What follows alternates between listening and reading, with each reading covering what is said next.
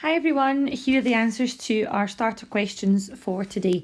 So question 52, we have a straight line has a gradient of 4 and passes through the points 2, 4 and 1a. Find the value of a. So this question is all about gradients. So what we would do is we would set up our gradient calculation.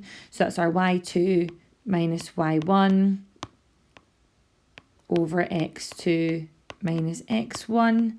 And we would just use what we've got here. So we've got a minus 4 over 1 minus 2. And we know that this gradient is equal to 4.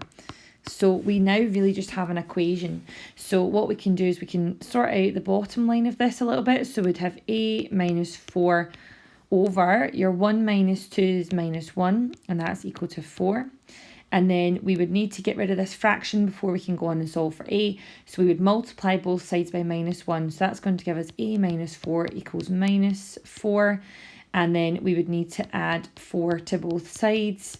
So that's going to give us a equals 0. Question 53, this is testing your indices knowledge, the rules of indices.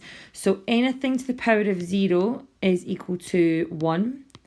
And with your negative power, you would rewrite that as 1 over with a positive power. Okay, so this would actually become 1 plus 1 over 3. And then you can write that as 1 1/3, or you could write that as 4 over 3. Either of those would be fine.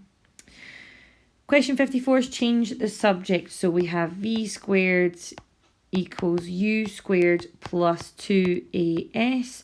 First thing we would do is swap the sides around because we're changing the subject to u. So u squared plus 2as equals v squared.